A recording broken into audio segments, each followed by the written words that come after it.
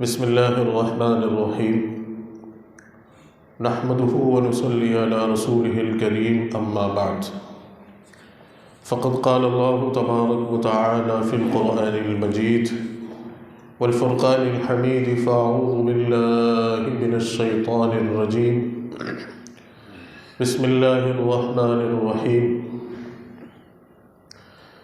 ذلك الكتاب لا ريب فيه هدى للمتقين وقال تبارك وتعالى إنا نحن نزلنا الذكر وإنا له لحافظون صدق الله العظيم. وجاء في الحديث الصحيح عن النبي صلى الله عليه وسلم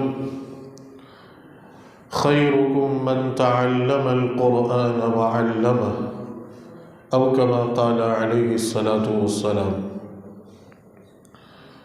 سبحان ربك رب العزة عما يصفون وسلام على المرسلين والحمد لله رب العالمين. اللهم صل على سيدنا محمد وعلى آل سيدنا محمد وبارك وسلم.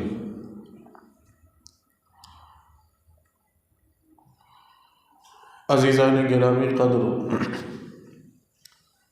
واجب الاحترام بزرگوں اور میرے دینی اور ایمانی بھائیوں، السلام علیکم ورحمۃ اللہ وبرکاتہ. میرے عزیزوں اور بزرگوں، قرآن مجید جو کہ اللہ سبحانہ و تعالیٰ کا کلام ہے اور اللہ تبارک و تعالیٰ کی صفت حقیقی ہے، ازل سے ہے اور ابد تک رہنے والا ہے. قرآن کی عظمت کو سمجھنا یا قرآن کی عظمت کو سمجھنے کے لیے اتنی ہی بات کافی ہے کہ قرآن اللہ کا کلام ہے، اللہ تعالیٰ کی حقیقی صفت ہے.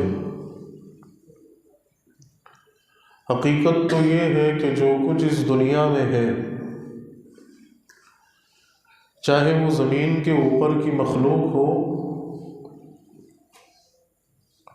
یا ملأ اعلیٰ پر موجود چیزیں ہوں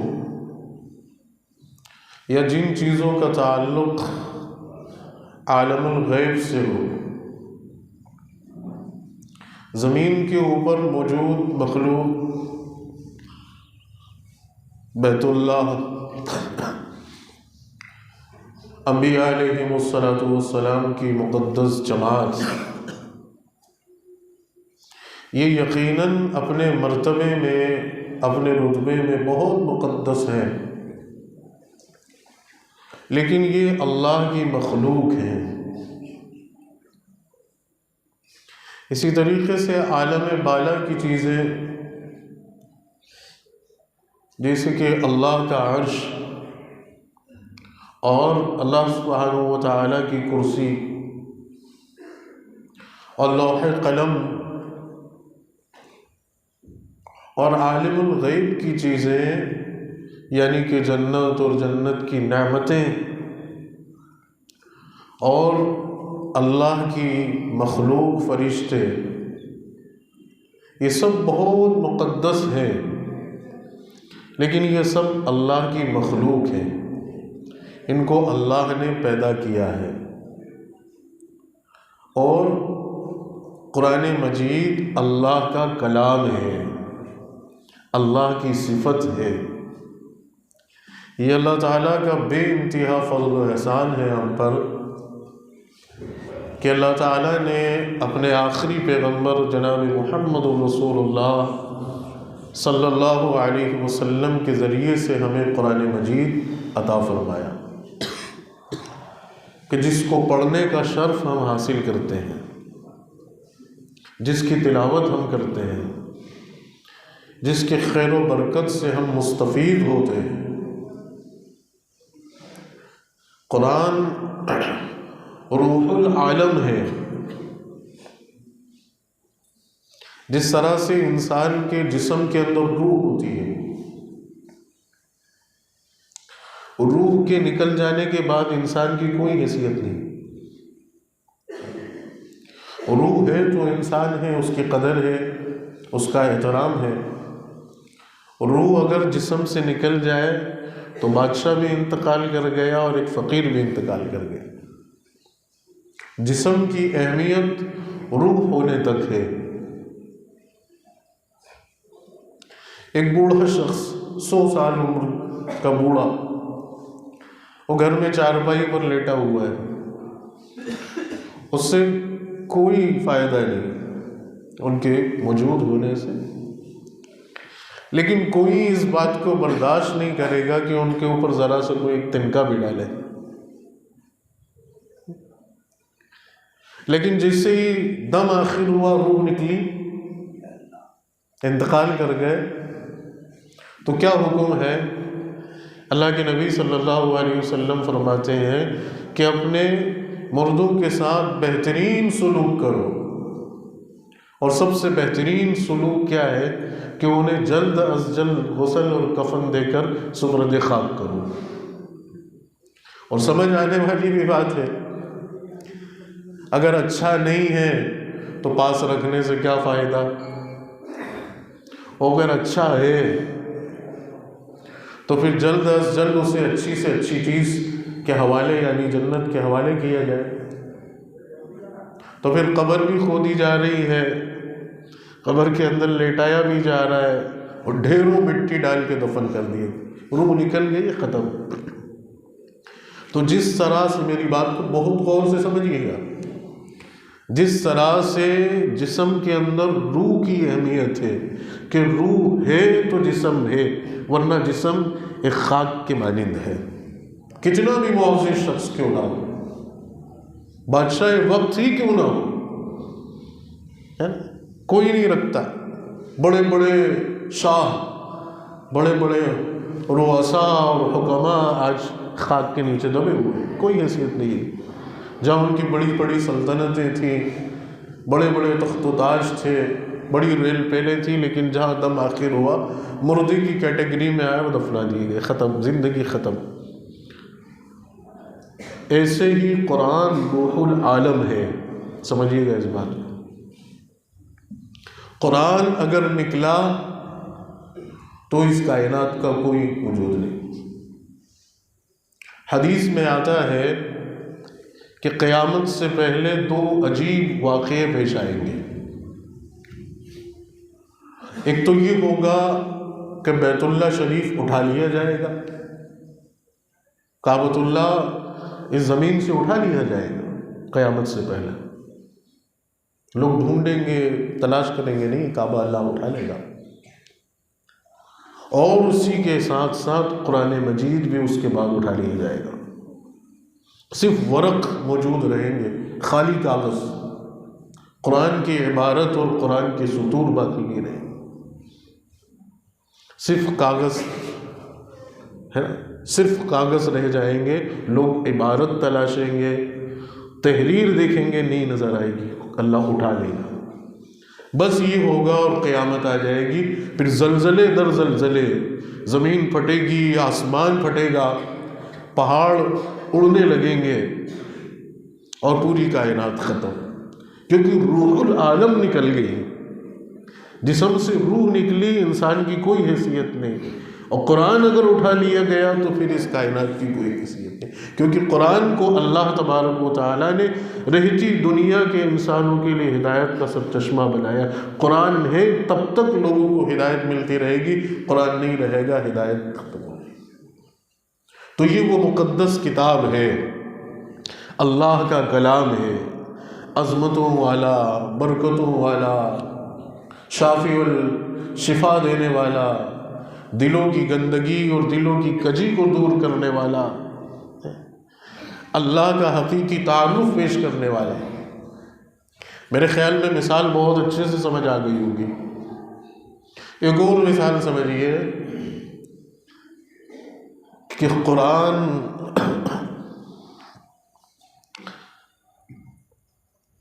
جس طرح سے سمندر ہے، ایک بحر ہے، لیکن سمندر کتنا وسیع و عریض ہوتا ہے، کتنا گہرا ہوتا ہے، لیکن ضروری نہیں کہ دنیا کے ہر ملک میں سمندر ہو یا اس کی ضرورت بھی ہو۔ بہت سارے زمین کے ٹکڑے ایسے ہیں یا انسانی آبادیاں ایسی ہیں کہ جہاں سمندر نہیں ہے، لیکن قرآن ایک ایسا بحر ہے، ایک ایسا سمندر ہے کہ جس کی ہر وقت انسانیت کو ضرورت ہے، جس کی ہر وقت انسانیت کو ضرورت ہے۔ جن قوموں کے پاس یا جن لوگوں کے پاس قرآن نہیں پہنچا،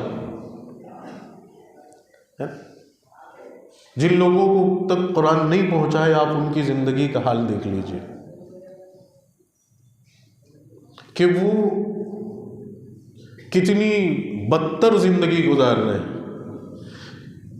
کتنی وحشیانہ طریقے پہ زندگی گزار رہے ہیں، کیسی جہالت بھری زندگی گزار رہے ہیں۔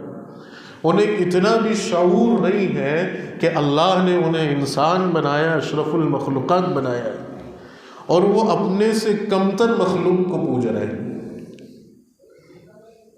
اللہ نے بنایا تو انسان ہے، لیکن وہ کتے اور بلی کے چکر میں پڑے ہوئے ہیں۔ وہ درختوں کو اور دریاؤں کو اور سورج اور چاند کو پوج رہے ہیں، کبھی کس کے آگے سر ٹیک رہے ہیں، کبھی کس کے آگے ماتھا جھکا رہے ہیں، کبھی کس کے آگے ہاتھ جوڑ رہے ہیں۔ اتنا بھی شعور نہیں ہے کہ اللہ نے جانور کے اندر کتنی لذیذ اور کتنی مفید اور کتنی پیاری چیز بنائی ہے، دودھ، وہ ہے پینے کی۔ قرآن میں تذکرہ ہے کہ اللہ ہے وہ قدرت والے کہ جو جانور جب وہ گھاس کھاتا ہے تو پھر اس کی گھاس کو پچاتا ہے، اور پھر وہ گھاس میں سے جو ہے دودھ نکلتا ہے، گوبر الگ نکلتا ہے، اللہ صاف اور شفاف دودھ اس کے تھن سے نکالتا ہے، انسان اس کو پیتا ہے۔ دودھ کو چھوڑ کر موت پی رہے ہیں اور اسے پاک اور پوتر سمجھ رہے ہیں، اور اس کا فضلہ، اس کا گوبر کھا۔ شعور قرآن نہیں ہے، قرآن کی تعلیمات نہیں ہے، تو کس قدر بدتر زندگی،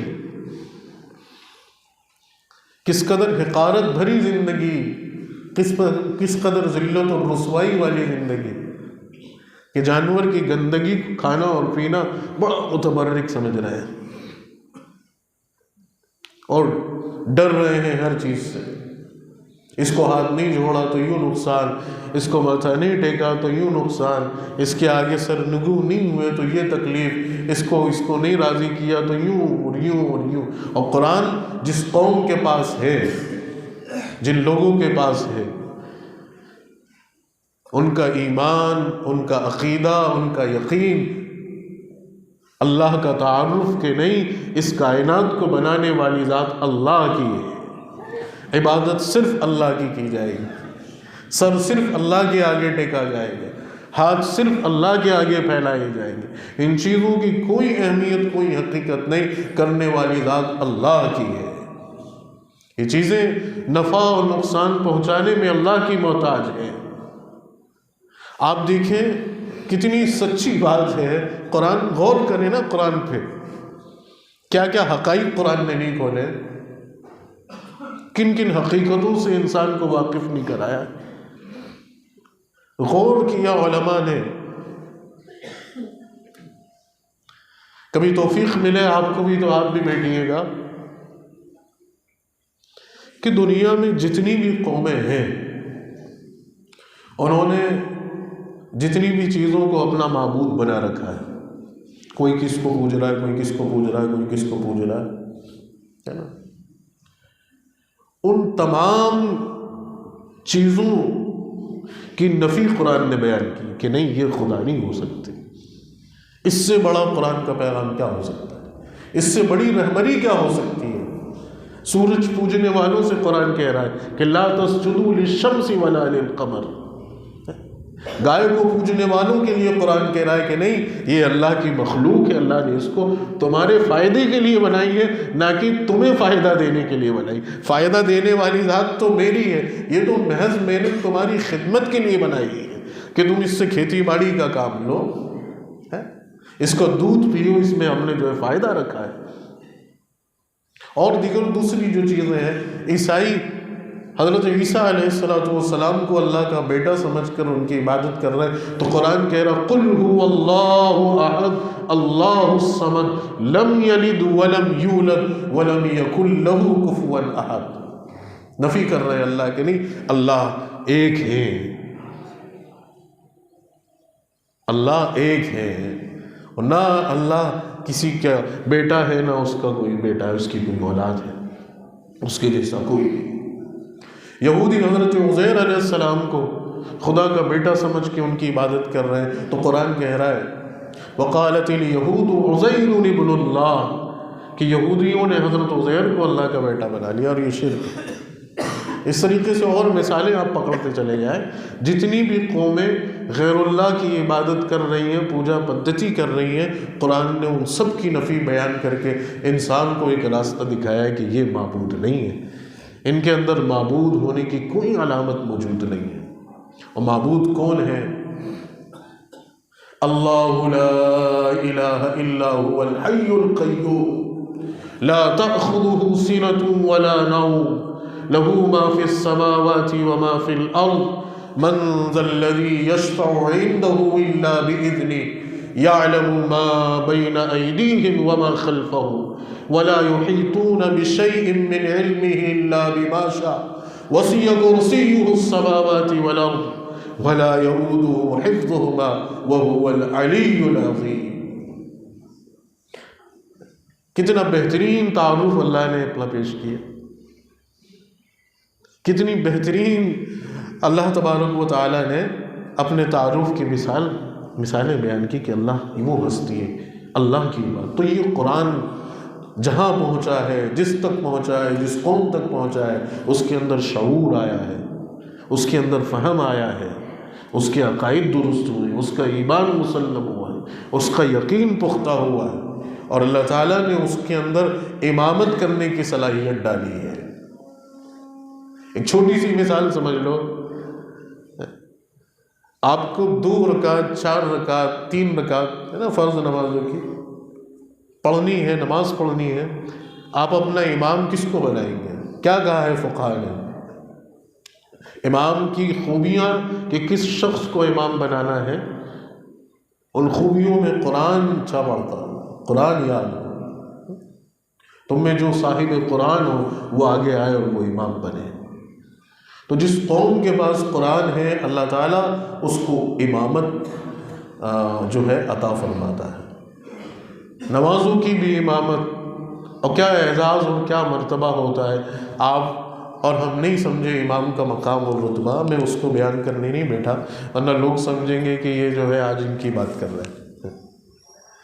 لیکن حقیقت یہ ہے کہ کیا رتبہ اور کیا شان اللہ نے بخشی، کیا اعزاز اللہ نے بخشا ہے، کیا دلی سکون اور کیا اطمینان اللہ نے دیا ہے۔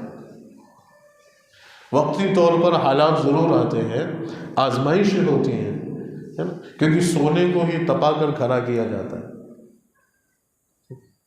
سونے کو ہی تپا کر اس کے میل کو کاٹ کے اس کو کھڑا کیا جاتا ہے، تو آزمائشیں ضرور آتی ہیں۔ لیکن جو بہترین زندگی ہے، بہترین سکون والی زندگی اللہ تعالیٰ اس قرآن کی برکت سے دیتا ہے ان لوگوں کو۔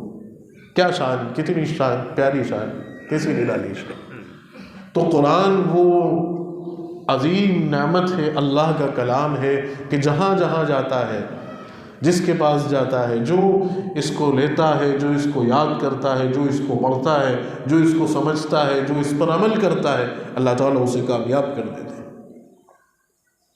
جس مہینے میں قرآن اترا وہ تمام مہینوں کا سردار،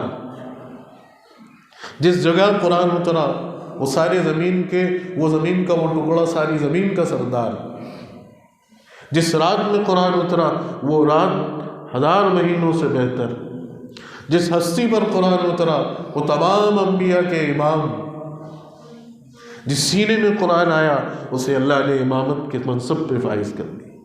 جو قرآن کو پڑھے گا، جو قرآن پر عمل کرے گا، جو قرآن کو سمجھے گا اور جو قرآن کو سیکھے گا وہ تم میں سب سے بہتر ہے۔ اللہ کے نبی فرما رہے خیرکم من تعلم القرآن وعلمہ، اے لوگوں تم میں سب سے بہتر لوگ وہ ہیں جو قرآن کو سیکھیں اور پھر قرآن کو سکھانے میں لگیں۔ قرآن کو سیکھیں اور قرآن کو سکھائیں، قرآن کی تبلیغ کریں، قرآن کے حقائق کو سمجھیں۔ قرآن وہ کتاب ہے، اللہ کا کلام ہے کہ جس نے پچھلی تمام سابقہ کتابوں کو منسوخ کر دیا، اور اب رہتی دنیا تک اللہ کا کلام قرآن مجید کی شکل میں ہمارے پاس موجود ہے، ہمارے گھروں میں بھی رکھا ہے۔ لیکن آپ دیکھیں کہ ہم کتنا اس سے فائدہ اٹھا رہے ہیں۔ قرآن کی انوار اور اس کے برکات مسلم ہیں، ہر دور ہر زمانے میں ہر صاحب قرآن نے اس کو جو ہے محفوظ کیے ہیں، محفوظ کیے ہیں۔ اللہ تعالیٰ نے قرآن کی برکات سے اور قرآن کی خیر سے صاحب قرآن کو کتنا اور کس طرح سے نہیں نوازا۔ لیکن افسوس، چند افسوس، آج ہمارے پاس بھی قرآن آج موجود ہے، گھروں میں قرآن موجود ہے، لیکن قرآن سے ہمارا تعلق کتنا؟ واحد اس دنیا کے اندر اللہ کے کلام میں صرف قرآن مجید موجود ہے، باقی سب کتابیں جو ہے اور سب کتابوں میں تحریف ہو گئی۔ توریت میں، زبور میں، انجیل میں اور دیگر صحیفوں میں ان میں تحریفیں ہو گئیں۔ ان کے جو جاننے والے تھے، ان کے جو عالم تھے، ان لوگوں نے اپنی مرضی کے حساب سے اس میں تحریف کر لی، رد و بدل کر لیا، اس کے قوانین کو بدل دیا، تحریفات کر لی۔ لیکن قرآن ایسا مسلم ہے کہ قیامت تک کوئی نہیں بدل پائے گا، کیونکہ اِنَّا نَحْنُ نَزَّلْنَا الذِّكْرَ وَإِنَّا لَهُ لَحَافِظُونَ۔ اللہ فرماتا ہے کہ ہم نے قرآن کو نازل کیا اور ہم قرآن کی حفاظت کریں گے۔ قرآن کی حفاظت کے لیے اللہ نے مولویوں کو ٹھیکیدار نہیں بنایا، خود اللہ حفاظت کرے گا۔ اور ایک بہترین انتظام اللہ نے قرآن کی حفاظت کے لیے کر دیا ہے کہ یہ کتاب یاد ہو جاتی ہے، حفظ ہو جاتی ہے۔ سینکڑوں کی تعداد میں حفاظ کرام موجود ہیں۔ ایک ذرا سا بھی کوئی زیر کا زبر کرتا ہے تو حافظ پیچھے سے پکڑ لیتا ہے، نہیں یہ غلط پڑھا ہے۔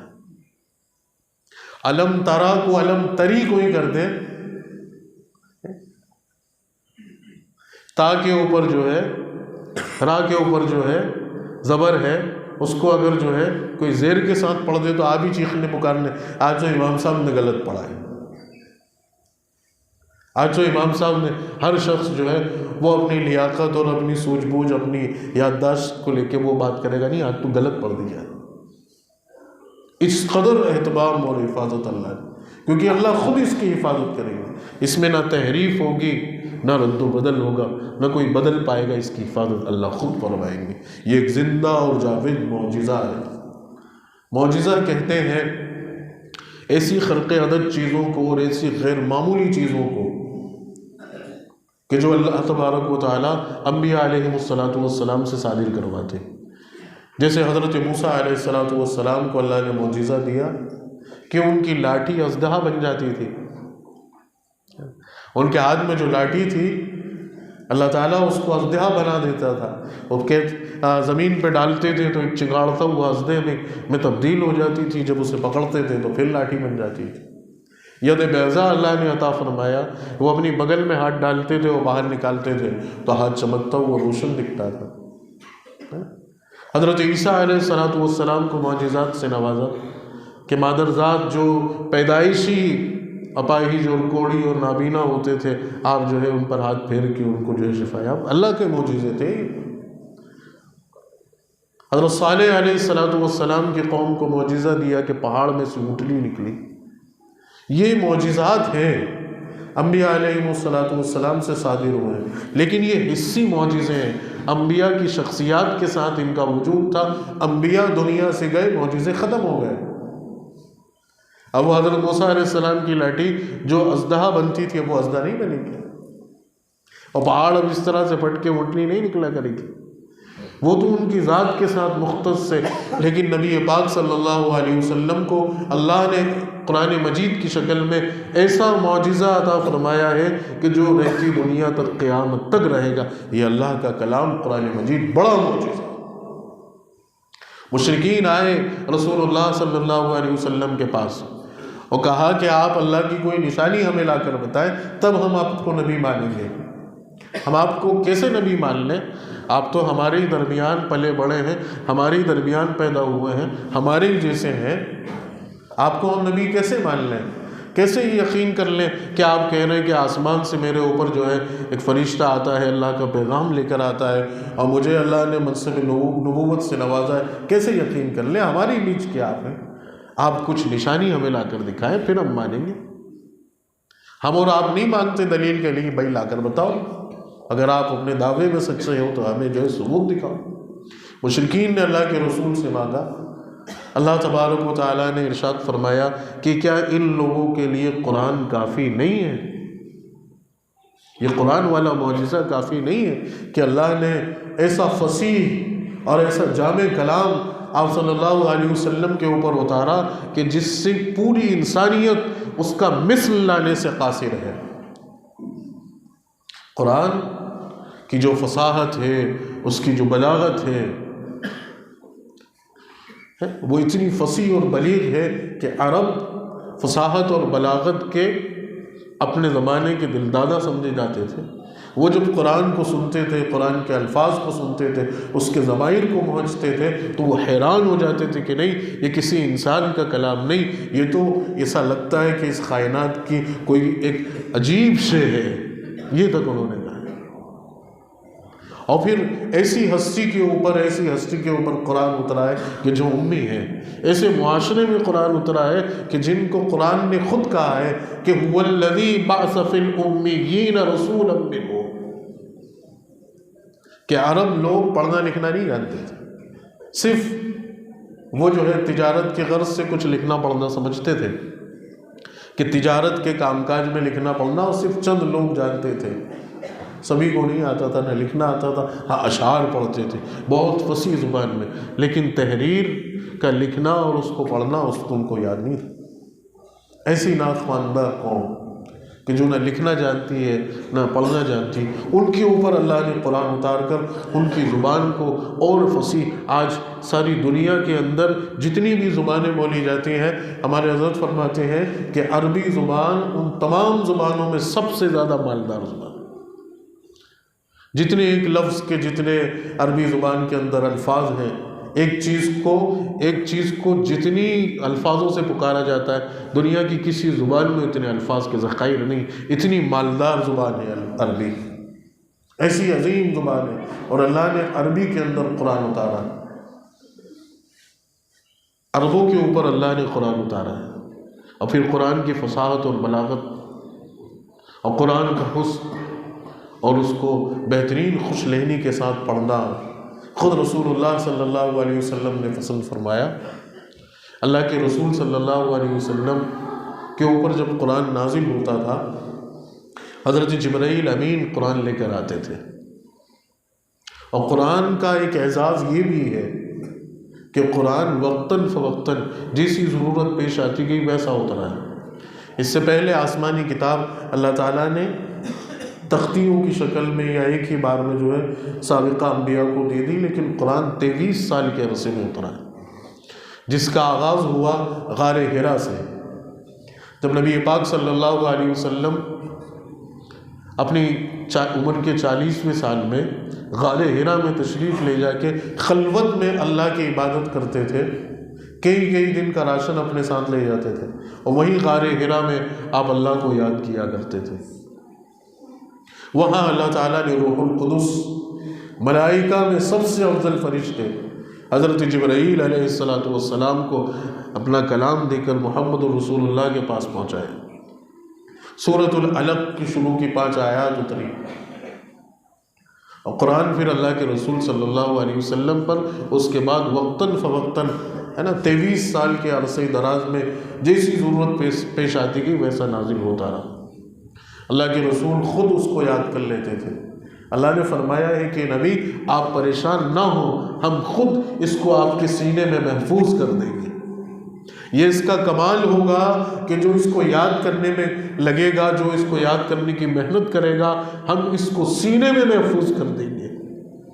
کیسا عجیب قرآن مجید کا معجزہ ہے کہ چھوٹا سا 6-7 سال کا بچہ پورا قرآن سورہ فاتحہ سے ناس تک اپنے سینے میں محفوظ کر لیتا ہے۔ دنیا کی کوئی کتاب اس طرح سے یاد نہیں کی جا سکتی۔ کیا کیا قرآن اپنے معجزات نہیں دکھائے۔ آپ ایک 10 صفحے کی کتاب لا کر دکھا دو اور ایک قابل سے قابل شخص کو اس سے کہو کہ اس کو یاد کر اور کچھ دن بعد ایسے کیسے ہی سناتے، اور ایک حافظ قرآن 114 صورتیں ایسا زخیم ہے، اس سے کہو سورہ فاتحہ سے پڑھ کے سورہ ناس، ایک حرف ایک زبر اور زیر بھی نہیں بدلتا، اللہ اس کے سینے میں۔ کتنا کمال ہے۔ دنیا کی کوئی کتاب اس طرح یاد ہو سکتی ہے؟ انسان الفاظ بدل دیتا ہے، حرکات بدل دیتا ہے، لیکن قرآن کا معجزہ ہے کہ قرآن یاد ہو جاتا ہے۔ ایک زندہ اور جاوید کتاب ہے، اس کو اللہ نے انسان کی رہبری کے لیے اور رہنمائی کے لیے اللہ نے اتارا ہے اور نازل کیا ہے۔ چھوٹے چھوٹے بچے مدارس کے اندر جو ہے قرآن یاد۔ آج دشمنان اسلام کی آنکھ میں سب سے زیادہ چبھنے والی چیز جو ہے وہ یہی ہے۔ ہم قرآن کی اہمیت کو سمجھیں یا نہ سمجھیں، لیکن دشمنان اسلام اس چیز کو سمجھتے ہیں کہ جب تک مسلمانوں کے درمیان قرآن موجود ہے، جب تک قرآن کی تعلیم موجود ہے، تب تک مسلمان اپنے ایمان اور اپنے عقیدے سے سمجھوتا نہیں کریں گے۔ اور جب قرآن نکل جائے گا، قرآن ان کی زندگیوں سے نکل جائے گا، تو پھر یہ سب سے پہلا کام کیا کریں گے؟ یہ جو ہے شرک پہ آئیں گے، یہ پھر مزارات پہ جا کے سجدے کریں گے، یا پھر غیر اللہ کی عبادت کرنے لگیں گے، پھر یہ غیر قوموں کی طرح ہر للو پنجو چیز سے خوف محسوس کریں گے، کیونکہ اللہ کا کلام ان کے پاس نہیں ہے۔ اللہ کے کلام میں اللہ کا جو تعارف، اللہ کی جو قدرت، اللہ کے احسانات ہیں، ان سے یہ واقف نہیں ہے، تو ہر غیر سے یہ ڈریں گے۔ غیر کی عظمت ان کے دلوں میں اتری، یہ دنیا کی حقارت ان کے دل سے نکل جائے گی اور دنیا کی عظمت ان کے دل میں آ جائے گی۔ مال اور دولت کی حقارت ان کے دل سے نکلے گی، مال اور دولت کی عظمت ان کے دلوں میں آ جائے گی، پھر مال اور دنیا اور عہدہ اور پھر شہرت اور طاقت ان کے لیے سب کچھ ہے۔ اور قرآن اگر ہوگا تو یہ کسی چیز سے سمجھوتا نہیں، تو قرآن ان کے درمیان سے نکلا۔ اسی لیے جو کمیونسٹ موومنٹ دنیا کے اندر شروع ہوا تھا، کتنا بڑا ریولوشن تھا، آپ نے پڑھا ہوگا، سنا ہوگا یا نہیں، تو اس کو جو ہے دیکھیے گا، جا کے تلاشیے گا کہ کتنا بڑا موومنٹ دنیا کے اندر شروع ہوا تھا کمیونزم کا، کہ جس نے آدھی دنیا کو اپنے رنگ میں رکھ لیا تھا۔ ان کا کام یہ تھا کہ ڈاکہ وہیں ڈالا جاتا ہے جہاں خزانہ ہوتا ہے۔ جس گھر میں خزانہ ہی نہیں، دفینہ ہی نہیں، وہاں ڈاکہ ڈال کے کیا کریں گے؟ تو قرآن تو یہاں موجود ہے، تو ڈاکہ انہوں نے ڈالا مسلمانوں پر اور قرآن پر پابندی لگا دی کہ نہ کوئی قرآن پڑھے گا، نہ کوئی قرآن پڑھا پائے گا، حتیٰ کہ کسی کے گھر میں قرآن کا موجود ہونا بھی غیر قانونی سمجھا جائے گا اور اسے سخت سے سخت سزا دی جائے گی۔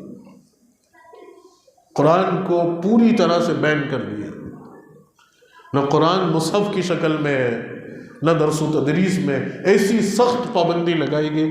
لیکن قربان جاؤ ان مسلمانوں پر کہ انہوں نے قرآن کی اس طرح سے حفاظت کی۔ علماء لکھتے ہیں اپنی کتابوں کے اندر، خود ہمارے حضرت پر وہ فرماتے ہیں کہ اس دور میں، اس زمانے میں سوویت یونین کی، رشیا کی ایک جماعت جس میں مدارس کے طلباء تھے اور کچھ ان کے اساتذہ تھے، وہ ہندوستان آئی۔ ہندوستان میں چونکہ پوری دنیا میں سب سے بڑا مدارس کا جال ہندوستان میں موجود ہے الحمدللہ، اسی وجہ سے ایڑی چوٹی کا زور لگا لیا ہندوستان سے اسلام کو ختم کرنے میں، لیکن الحمدللہ ثم الحمدللہ جیسا بھی ہے، ہم ٹوٹے پھوٹے طریقے سے اپنے دینی شعار کے ساتھ یہاں قائم اور جمے ہوئے ہیں۔ اسپین کا حال آپ دیکھیے، کسی زمانے میں اسپین، اندلس جس کا نام تھا، تاریخ میں 800 برس مسلمانوں کی حکومت، تاریخ بن زیاد نے جا کر فتح کیا تھا۔ 850 سال زبردست اسلام کا کام ہوا اور بڑی بڑی یونیورسٹیاں اور بڑے بڑے کالجز، بڑے بڑے جامعات وہاں بنے، اور وہاں یورپ نے جو ہے جو کچھ بھی آج لیا ہے علم کے نام پر، سب وہیں سے لیا ہے، اپنی کتابوں ہماری کتابوں کو انہوں نے جو ہے نام بدل دیے، رائٹرز بدل دیے، آتھرز بدل دیے، لینگویجز بدل دی، اور اپنی اپنی زبانوں میں ان کا ٹرانسلیشن کر کے عربی سطور کے اندر سے اس کو ختم کر کے ان کو سب کو ختم کر دیا، اور سارا ذخائر انہوں نے علم کے طور پر لے لیا۔ اور آج اسپین کی حالت یہ ہو گئی تھی، اب تو الحمدللہ ثم الحمدللہ کہ مسلمان وہاں، اسلام وہاں تیزی سے پھیل رہا ہے، لیکن ایک وقت وہ تھا کہ ایک نام کا بھی مسلمان موجود نہیں تھا، لوگوں نے اسلامک نام رکھنا بند کر دیا۔ بگاڑ شروع ہوا تھا وہاں سے کہ علماء کا تعلق عوام سے کاٹ دیا گیا، علماء کی کوئی ضرورت نہیں۔ تو یہ جتنے بھی علماء ہیں امت کے، ان کی قدر کرو، یہ آپ کے سروں کے تاج ہیں۔ علماء آپ کو حرام اور حلال سکھا دیں گے، پیسے نہیں دیں گے آپ کو، یا آپ کو دولت نہیں دیں گے، یا آپ کے ایمان کو محفوظ رکھیں، ان کی قدر کرو۔ لیکن آج امت کا حال یہ ہے کہ جس قدر حقارت کے ساتھ، جس قدر علماء کا مقام اور مرتبہ گرتا جا رہا ہے، اللہ کی پناہ، علماء کی قدر کرو میرے بھائی۔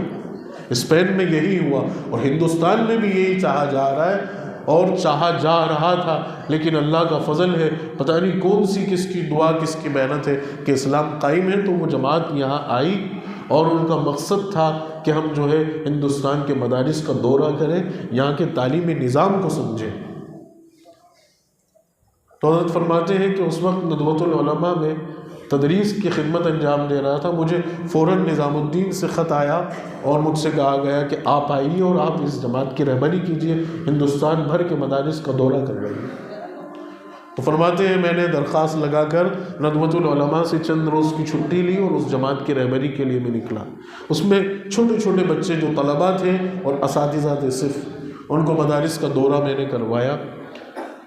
ایک روز ہم بیٹھے اور میں نے ان سے پورے کمیونسٹ موومنٹ کے بارے میں بات چیت کی، اور پھر ان سے پوچھا کہ تمہارے یہاں تمہارے اسلاف نے، تمہارے بزرگوں نے قرآن کی حفاظت کیسے کی؟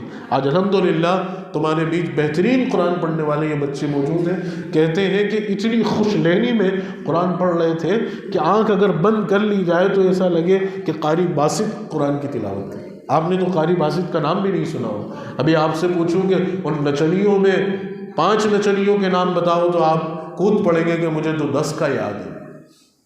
کسی نچوڑے کا نام بتاؤ تو آپ جو ہے قطار لگا دیں گے۔ کسی ہیرو کے بارے میں بتاؤ تو آپ اس کی پوری بایوگرافی سنا دیں گے۔ آپ سے پوچھا جائے کہ دنیا کے اندر وہ چند معزز لوگ کون ہیں جنہوں نے بہترین آواز میں اللہ کے قرآن کو پڑھا، قرآن کی تلاوت کی، تو آپ بغلے جھانکو گے کہ کون ہے یار یہ؟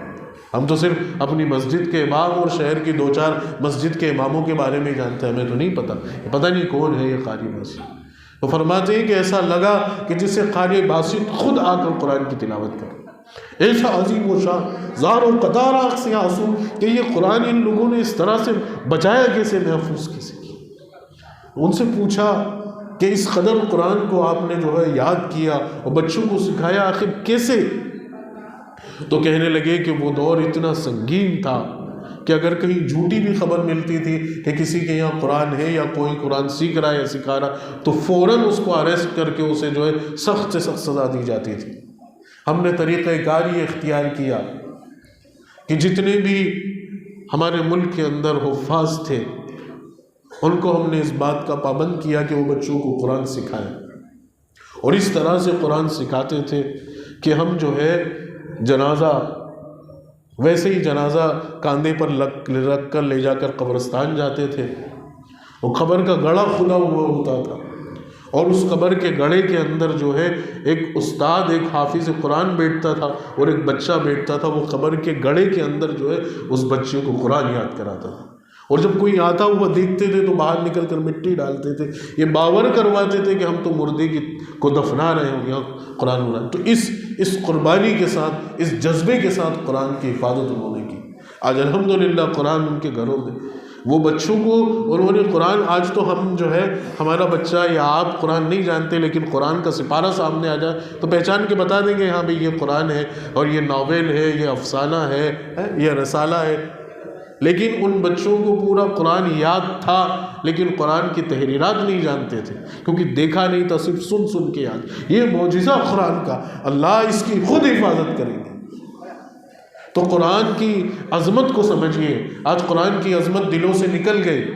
آج ہم نے صرف قرآن کو مردوں کی کتاب سمجھ کے گھر میں رکھ دیا کہ قرآن گھر کے اندر کھلتا ہے صرف یا تو رمضان میں یا کسی کا انتقال ہوا ہے تو تب.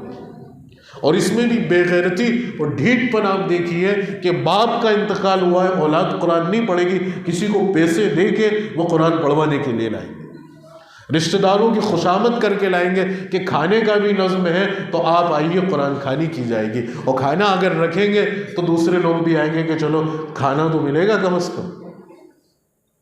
باپ کے انتقال پہ اولاد قرآن نہیں پڑھ پا رہی، یا تو نہیں پڑھا ہوا ہونے کی وجہ سے یا پھر غفلت کی وجہ سے. کتنی عظیم نعمت اللہ کی ہمارے درمیان موجود ہے. یہ قرآن حجت ہے، یہ پوچھے گا تم سے، گریبان پکڑ لے گا، نہیں جانے دے گا آگے کہ میرا حق کیا ادا کیا تم نے. میں صرف طاقوں میں سجنے کے لیے نہیں آیا تھا، جزدانوں میں لپیٹ کے رکھنے کے لیے نہیں آیا تھا، میں تو تیرے لیے خیر و برکت لے کر آیا تھا کہ تم مجھے پڑھتا، مجھے چومتا، میرے اوپر عمل کرتا، مجھے سیکھتا، لیکن تو نے مجھے سجو کے رکھ دیا. قسم کھانے کے وقت قرآن یاد آ گیا ہے، اور بیٹی کو جہیز میں دیتے وقت قرآن یاد آ گیا. گھر میں انتقال ہوا تو مسجد میں ڈھونڈتے پھرتے ہیں یاسین کی پیٹیاں اور سپاروں کی پیٹیاں، اور قرآن کا کیا بدترین صورتحال بنا دی اللہ کی پناہ. یہاں پٹک جاتے ہیں لوگ، کنویں میں پھینک جاتے ہیں. اس کی کتنی قدر ہونی چاہیے تھی. کیا عظمت ہے قرآن کی، کیا مقام ہے قرآن کا کہ حضرت امام احمد بن حنبل رحمۃ اللہ علیہ جب خلق قرآن کا واقعہ پیش آیا، ایک چھوٹی سی بات کہہ کے بس اپنی بات کو مکمل کر رہا ہوں کہ خلافت بنو عباس میں بس یاد رکھ لینا امام احمد بن حنبل کی قربانی کو، اور آج سے ہی قرآن کو سیکھنے اور قرآن کو یاد کرنے میں لگ جانا. کوئی عمر کی پابندی نہیں ہے. ایک سفید ریش بھی بوڑھا بھی اگر ہے تو آپ کو قرآن سیکھیے. قرآن کو سیکھے بغیر نجات نہیں ملے گی. خلق قرآن کا جو فتنہ امت کے اندر خلافت بنو عباس میں ہوا کہ بھائی وہ ایک علمی بحث ہے، میں آپ کو اس میں نہیں الجھانا چاہتا، لیکن اس فتنے کو ختم کرنے کے لیے امام احمد بن حنبل امت میں کھڑے ہوئے. اللہ نے ان سے کام لیا. انہوں نے کہا، بادشاہ وقت سے کہا کہ نہیں، قرآن اللہ کا کلام ہے. اور بادشاہ وقت کا کہنا تھا اور معتزلہ کا کہنا یہ تھا کہ بھئی قرآن مخلوق ہے. امام احمد بن حنبل کہہ رہے ہیں کہ نہیں، قرآن اللہ کا کلام ہے. اور اس بات پر چونکہ حکومت کا ایجنڈا بن چکا تھا کہ حکومتی قوانین نافذ کر دیے جائے کہ قرآن کو اللہ کو مخلوق ثابت کیا جائے، کلام نہیں، تو امام احمد بن حنبل کھڑے ہوئے اور انہوں نے کوڑے کھائے ہیں قرآن کی حفاظت کے. فرماتے ہیں خود کہ مجھے جب گرفتار کیا گیا، وہ کوڑے مارنے کے لیے مجھے بیڑیوں میں جکڑ کر لے جایا جانے لگا، تو میں نے دیکھا کہ پیچھے سے کسی نے میرا دامن کھینچا، اور میں نے جب پیچھے پلٹ کر دیکھا تو ایک شخص مجھ سے کہہ رہا ہے کہ آپ مجھے جانتے ہیں؟ تو میں نے کہا کہ نہیں، میں آپ کو نہیں جانتا. تو وہ شخص کہہ رہا ہے میرا نام ابو الحیثم ہے، اور میں اپنے علاقے کا یہاں کا سب سے بڑا ڈاکو ہوں. یہ حکومت مجھے چوری سے باز آنے پر 18,000 کوڑے لگا چکی ہے، لیکن 18,000 کوڑے میں نے اس لیے کھائے کہ میں چوری بند کر دیتا تو میری اولاد بھوکا مر جاتی. ان کے 18,000 کوڑے مجھے چوری سے نہیں روک پائے. اے امام، مجھے آپ کو میری نصیحت ہے کہ آپ ان کوڑوں کے ڈر سے حق کو مت چھوڑنا. اگر آپ حق کو چھوڑ دیں گے تو امت خیر سے محروم ہو جائے گی. تو امام احمد بن حنبل بعد میں کہتے ہیں ایسے سخت کوڑے لگے ہیں، ایسے سخت کوڑے لگے ہیں کہ اگر ایک کوڑا بھی ہاتھی کو بھی اگر پڑتا تو وہ بھی چنگاڑ جاتا. بادشاہ وقت نے ایک جلاد کو مقرر کیا کہ ایک شخص صرف 2 جو کوڑے مارے گا تاکہ وہ اپنی پوری انرجی سے لگا سکے. یہ نہیں کہ 5 اور 10 تازہ دم کوڑے لگیں گے. 80 کوڑے امام احمد بن حنبل نے کھائے ہیں، مرتے دم تک اس کی تکلیف برداشت کرتے رہے. لوگوں نے پوچھا کہ آپ کے اندر اتنی سخت اور ہمت کہاں سے آ گئی تھی اس کو برداشت کرنے کی؟ تو کہنے لگے اللہ درجات بلند کرے اس ابو الحیثم کے کہ اس کی بات نے مجھے استقامت پہ کھڑا کر دیا کہ میں نے 18,000 کوڑے کھا کر بھی اپنے اس چوری کے عمل کو نہیں چھوڑا کیونکہ میری اولاد بھوکا مر جائے گی. آپ حق پر ہیں, آپ ان کوڑوں سے حق کو مت چھوڑیے گا. بس اس کے یہ الفاظ مجھے استقامت پہ جما گئے. کاش کہ اللہ یہ الفاظ ہمیں قرآن کو سیکھنے, یاد کرنے اور قرآن کو پڑھنے پر ابھار دیں, ہمارا جذبہ پیدا کر دیں. اللہ تعالیٰ عمل کی توفیق نصیب فرمائے. وآخر دعوانا ان الحمد للہ رب العالمین.